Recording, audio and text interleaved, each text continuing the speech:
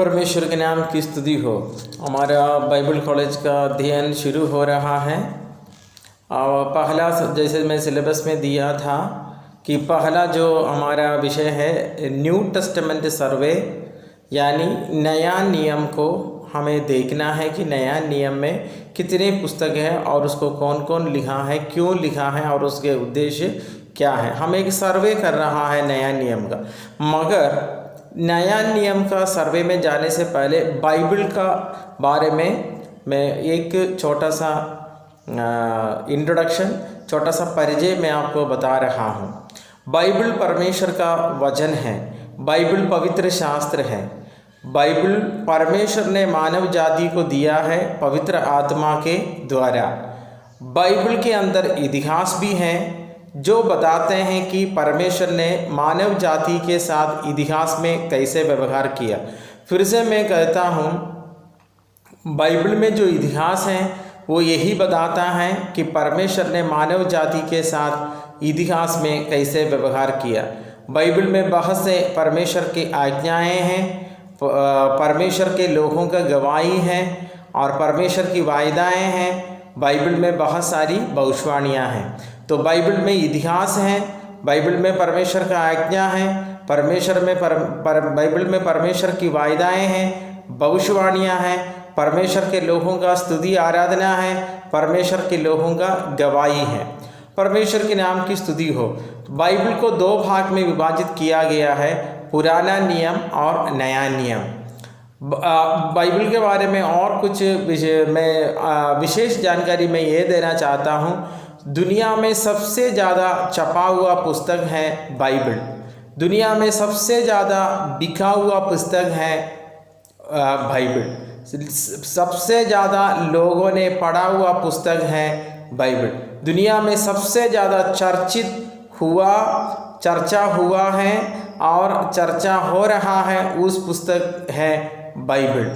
और दुनिया में बाइबल को जितने भाषा में विवर्तन किया है उतना कोई भी पुस्तक को विवर्तन नहीं किया है। दुनिया में सबसे ज़्यादा अलग अलग भाषाओं में विवर्तन किया हुआ पुस्तक में सबसे ऊपर है बाइबल।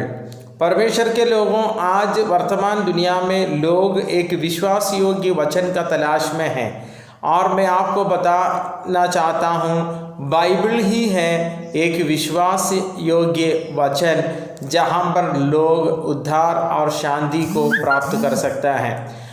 मानव जाति का आत्यंतिक सवाल है, मनुष्य कहाँ से आया, मनुष्य को यहाँ पर क्या करना है, मनुष्य कहाँ जा रहा है। ये आत्यंतिक सवालों का उत्तर सिर्फ बाइबल में पाया जाता है।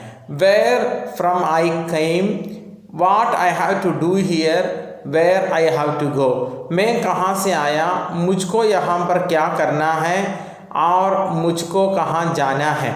और इसका पूरा विवरण और जानकारी सिर्फ बाइबल ही देते हैं। बाइबल में बहुत सारे भविष्यवाणियाँ हैं। बाइबल के सारे भविष्यवाणियाँ पूरा हो चुका है। बहुत ही कम भविष्यवाणियाँ हैं जो पूरा होने के लिए बचा हुआ है। प्रतिदिन बाइबल के भविष्यवाणियाँ पूरा हो रहा है। बाइबल को लिखने में उत्पत्ति से लेकर प्रकाशित पुस्तक तक, यानी पहला पुस्तक उत्पत्ति, आखिरी पुस्तक प्रकाशित पुस्तक, और इसको लिखने में करीब 1400 साल लगे हैं। बाइबल को पूरा लिखने में करीब 1400 साल लिखे हैं। इतना महत्वपूर्ण ग्रंथ है पवित्र शास्त्र। और उसमें 40 लेखक हैं। 40 लेखकों में से और कोई राजा हैं, कोई याजक हैं, कोई अगुआ हैं, कोई चरवाहा हैं, कोई भविष्यवक्ता हैं, कोई प्रेरित है। तो फिर से मैं कहता हूँ, बाइबल को लिखने में कौन कौन बाइबल को लिखा? राजा लोगों ने लिखा, याजक लोगों ने लिखा, अगुए लोगों ने लिखा, चरवाहे लोगों ने लिखा, प्रेरित लोगों ने लिखा, भविष्यवक्ता लोगों ने लिखा। तो जीवन के हर एक स्तर में, अलग अलग क्षेत्र में काम करने वाले लोग, पवित्र आत्मा का प्रेरणा से लिखा गया है परमेश्वर का पवित्र शास्त्र बाइबल। तो बाइबल को कौन सा भाषा में लिखा गया है, मूल कृति जब हम देखेंगे हीब्रू और अरामिक, हीब्रू और पुराना नियम जो है इब्रानी भाषा में लिखा गया है और उसमें कुछ भाग अरामिक भाषा में हैं, और नया नियम जो है यूनानी भाषा में लिखा गया है। तो पुराना नियम का कुछ भाग इब्रानी भाषा में है और कुछ भाग अरामिक भाषा में है। नया नियम पूरा यूनानी भाषा में है। ये बाइबल का मैं एक परिचय दे रहा था। अगला क्लास में मैं आपको नया नियम का सर्वे शुरू करेंगे और उसमें हम नया नियम के विभाजनों को हम देखेंगे और एक एक लेखक के बारे में हम चर्चा करेंगे। परमेश्वर आप सबों को आशीष दें। धन्यवाद।